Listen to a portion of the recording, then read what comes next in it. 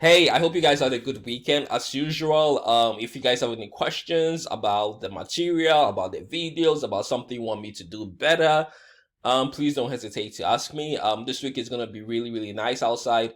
So I do hope that you actually find a time to go outside and enjoy the day. Take some time off. And don't get too stressed. Again, I'm here for you. If you need anything, please don't hesitate to ask. Today we're gonna be looking at a new chapter in our textbook, which is basically chapter 13. And you've seen the concept of fiscal policy before. We saw the concept of fiscal policy when we're looking at aggregate demand in chapter 10. And basically, we said fiscal policy is the process where government actually sort of uses taxes and government expenditure or government spending to basically influence the economy, whether to try and expand the economy or to try and slow the economy down. We did talk about fiscal policy in chapter 10, but it was just at the surface level.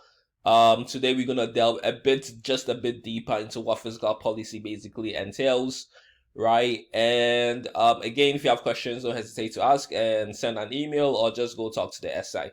Okay, the first thing we're gonna start off in this chapter is basically looking at the federal budget. Okay, right. So what is the federal budget? Well, the federal budget of the United States is basically an annual review of the government's planned expenditure. Okay, so when we say outlays, we basically mean expenditure. So this is basically expenditure. It's a fancy word for saying expenditure or spending. Okay, think of it as the government spending and planned revenue. Okay, so planned revenue in the form of tax revenue. Okay, so this is planned revenue.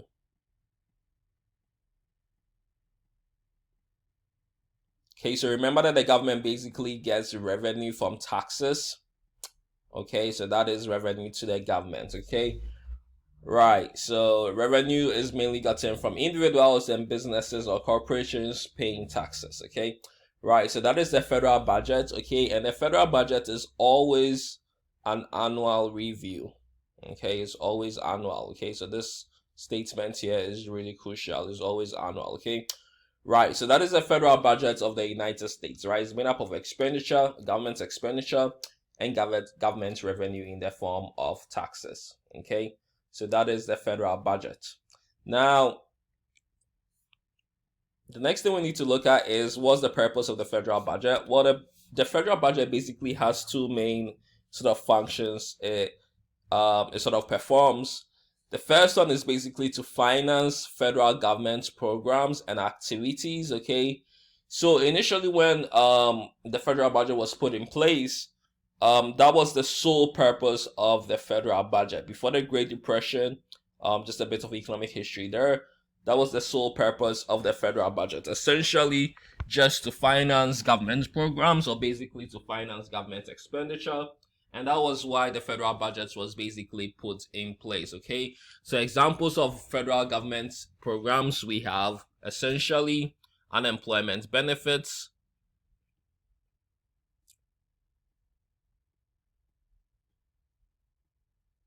right? So unemployment benefits. We also have Medicaid or Medicare. Okay, so let's say Medicare.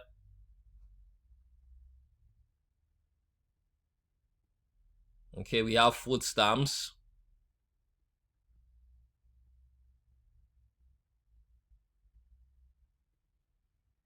Right, so essentially, those are some of the more common federal government programs, and I'm sure you guys can mention a whole lot more. But essentially, that was the sole purpose of the federal budget, right? To finance those programs, social security benefits, for example, and basically to finance government activities like building infrastructure, building schools, building roads, building hospitals, right? Just to serve the community based on the fact that there's the social contract, right? And the government is supposed to serve us, right? So that was the sole purpose of the federal budget before the Great Depression.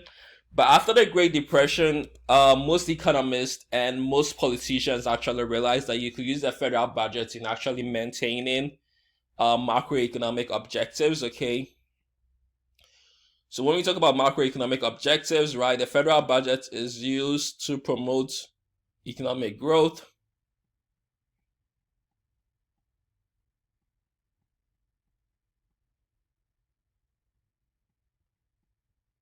right? And for example, also to reduce unemployment. Okay, so those are the two main sort of objectives or purposes of the federal budget. I'm sure there are more, but these are the two main sort of functions of the federal budget. Okay, now under the federal budget, right, we basically have fiscal policy. Okay, so federal budget tied to achieving macroeconomic objectives essentially is fiscal policy. And like I said in chapter 10, and like we defined earlier, fiscal policy is when the government decides to change taxes and government expenditure, or basically government spending, to influence both aggregate supply. So we didn't really talk about aggregate supply in the other chapter. We mainly focused on aggregate demand.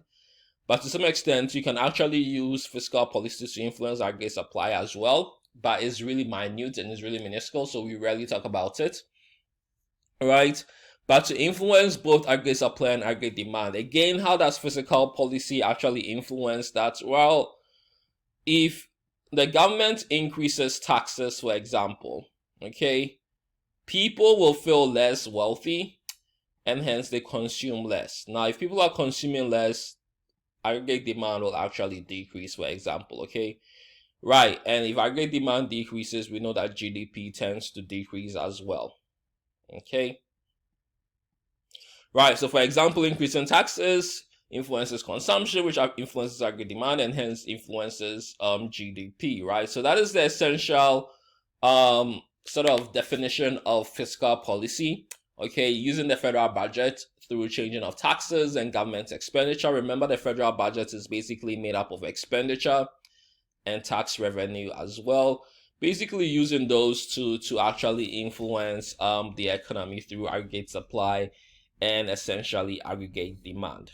Okay, now the federal budget itself, and you don't really need to write this down, but the federal budget itself from 1946 started being used for economic purposes and not necessarily just to provide for the citizens of the United States. Okay, so the fiscal policy framework started under the Employment Act of 1946, and this is basically after World War II and also after the Great Depression, okay, where Congress basically declared that it's the continuing policy and responsibility. So this word is really key, okay? The government has an obligation or responsibility to use all practical means, okay? So this is practical within a certain framework, okay? It shouldn't be overt, okay? You should use all practical and pragmatic means to coordinate and utilize all its plans, functions, and resources, okay, to promote maximum employment,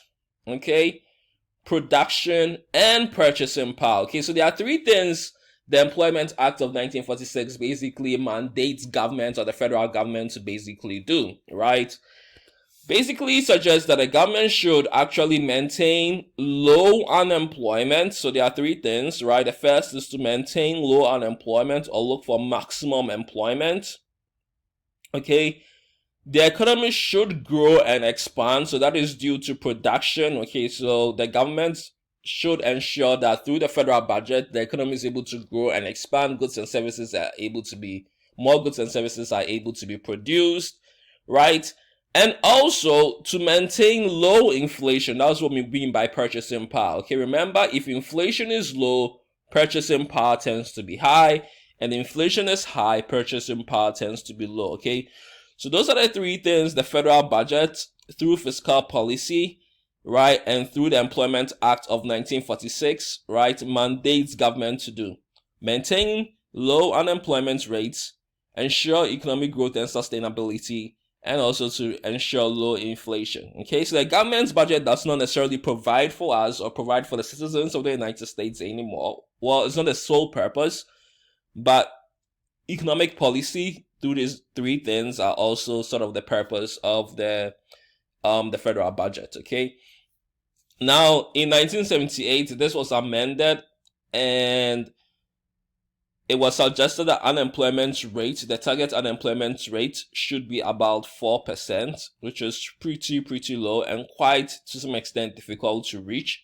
Okay, but that was the target set, okay, in 1978. Okay, in 1978, through the Full Employment and Balanced Growth Act, unemployment was basically targeted to be 4%. Okay. One thing I'll say about the federal budget is mainly used for maximum employment and production more than inflation. The federal budget really doesn't have, or fiscal policy really rarely has any power over inflation. Like I said earlier, inflation is a monetary problem.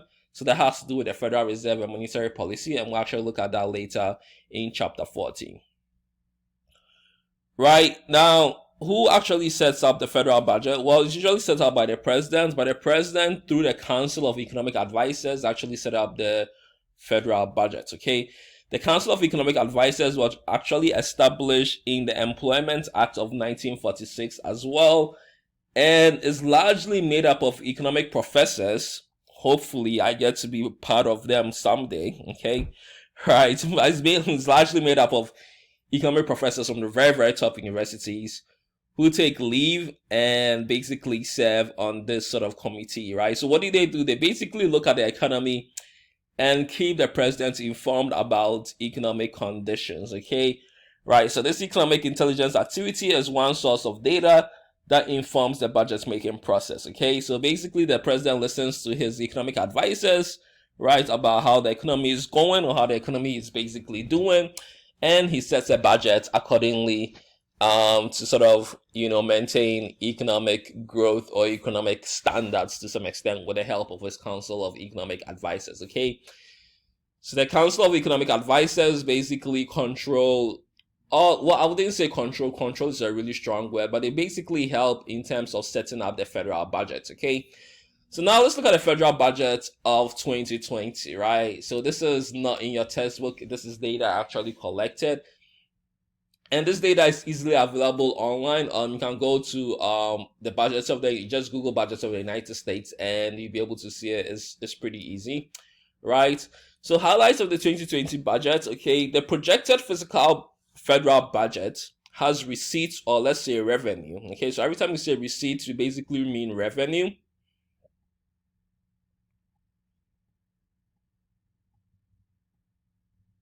Right, of $3.3 trillion, okay?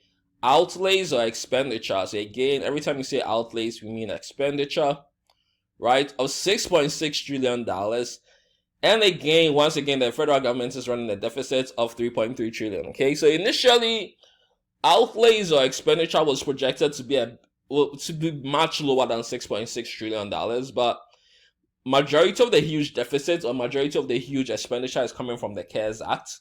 They had to put in place, that the government had to put in place because of the COVID pandemic and basically saving small businesses and saving the economy, right? So the CARES Act was, I think, 1.1 trillion stimulus package to prevent the spread of the COVID virus and also to assist with small businesses from collapsing and basically to prevent the economy from collapsing as well, okay? So a large part of that expenditure comes from the fact that we actually had a COVID pandemic, okay? Now, where does majority of revenue for the government come from, okay? So as 2020, majority of revenue actually comes from personal income taxes. 50% of revenue is coming from taxes, okay? 36% comes from social security taxes. And only, for me, I found this really to be interesting, only 7% comes from corporate income taxes. Now you're looking at corporations like Amazon, or you're looking at corporations like Apple that make huge profits. You would think maybe they'll pay more to the government. I mean, corporate taxes are running out 21%, okay, so that's still pretty high, but you're thinking a lot of revenue will be coming from there to maybe try and close this deficit up, okay?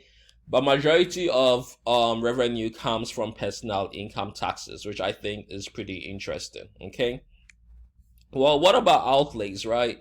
Well, majority of outlays or spending from the government comes from transfer payments. Okay, so transfer payments like social security benefits, unemployment benefits, Medicare, right?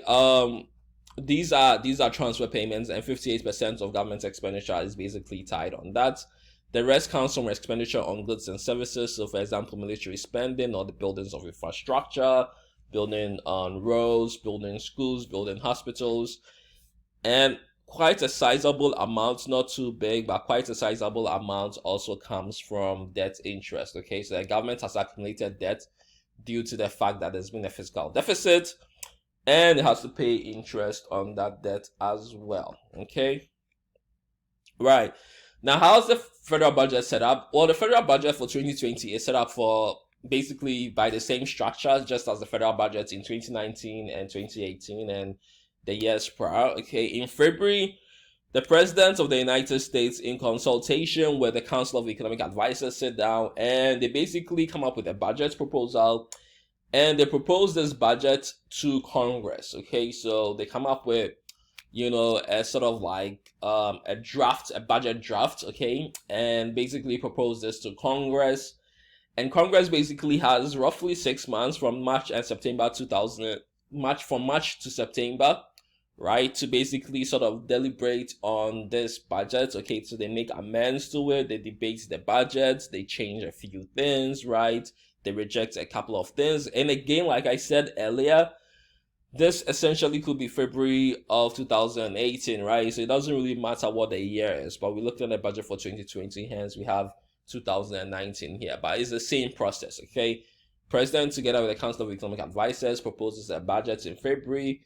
From March to September, basically the Congress has to debate the budget. Okay, and then on October 1st, the budget for the fiscal year is basically passed, right? And the fiscal year begins on October 1st and basically ends on September 30th. Okay, if the budget is basically not passed, generally the government will go into a shutdown, and you probably heard of that before. The government basically going to a shutdown because the budget couldn't be passed, and essentially government can't work if there's no budget for it. Essentially, that is the case. Okay, so the budget starts from October 1st, 2019, at least for fiscal year 2020. And goes on till September 30th, 2020. Okay, so for the 2021 federal budget, the president will essentially, he's already proposed the budget in February 2020, and then we go on from there. Okay, right. Now, a few terminologies we need to know in terms of the federal budget, right? We have what we call a federal budget surplus or a federal budget deficit, and again, you've seen this before, right? We say if revenue from the government exceeds government expenditure, then the government is basically running a budget surplus. Okay, if revenue from the government exceeds government expenditure, then the government is running a budget surplus. If revenue, right, is less than expenditure, or if expenditure exceeds government revenue, then the government is basically running a budget deficit. Okay, and the United States government has been running a budget deficit for the last 2 decades roughly, right? Meaning that the United States government is actually spending more than it actually earns. Okay, right? And if revenue equals expenditure, and this is so rare, basically the government is running a balance, what we call a balanced budget, right, where expenditure equals revenue. Okay, so now let's look at historically how the federal budget has actually looked like. Okay, as a percentage of income.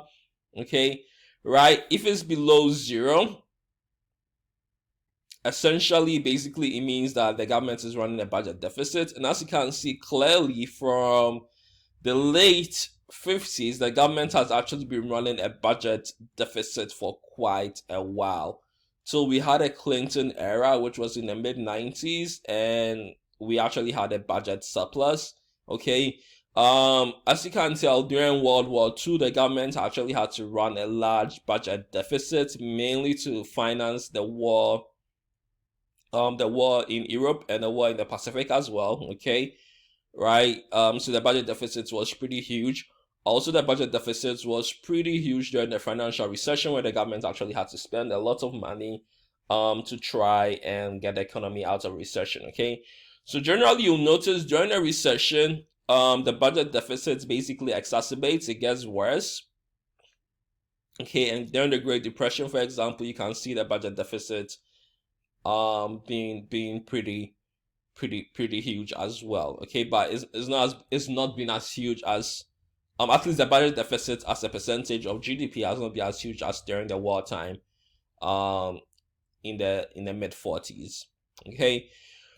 Well, if we actually look at the actual figures, right, since 1970, we actually haven't seen a deficit as huge as this before. Even this deficit during the COVID pandemic basically surpasses the deficits we actually had during the financial recession, and this is actually staggering. This is actually scary. Okay, and again, this is largely due to the fact that the government had to spend a lot of money to save lives and to just slow down the whole virus, and also to get the economy out of recession. Okay, so you might probably see something which is going to be a whole lot larger than what we saw in the previous slide compared to World War II as a percentage of GDP.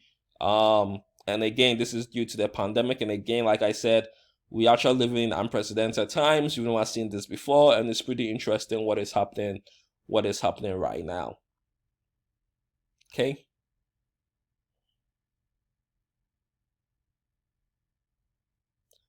The next thing we'll look at is basically debt. A lot of people confuse deficits with debt. Well, debt is a bit different. Debt is basically an accumulation of the deficit. Okay, right? So debt is the total amount that the government has borrowed. Remember, every time the government gets into a budget deficit, it basically has to borrow money to finance its spending. Okay, so if revenue is less than government expenditure, okay, suppose your revenue is only $3, but you're spending $10, right? Well, to actually spend the extra $7, you actually need to borrow, and that's what the government does every time it runs a deficit. It actually borrows from the public, or probably borrow from other countries. Okay, right? So a deficit is different from a debt. A debt is basically an accumulation of a deficit. Okay, so think of the debt as basically an accumulation of past deficits. Okay, and interestingly enough, the current US debt is $27.2 trillion. Okay, so the US government basically owes $27.2 trillion.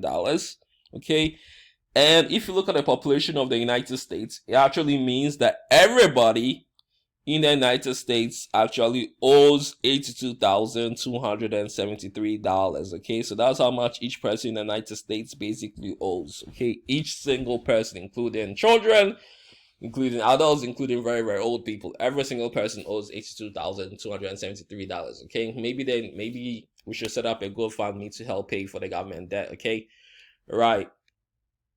And currently, debt is 128% of GDP, right? So we actually owe more than we actually make. Okay, or we actually owe more than the income we actually earn or make. So this is pretty worrying. Okay, this is pretty worrying. At some point, economists suggest that when debt is above 90% of GDP, it tends not to be sustainable, and at some point the government might probably default on its debt. Okay, so this is pretty worrying. Okay, so this is pretty worrying. But that's the difference between government debt and the budget deficit. Okay. Next time, we'll look at more fiscal policy, okay, in the next video. Again, if you guys have any questions, don't hesitate to ask me or send me an email or go talk to the SI, okay? See you next time.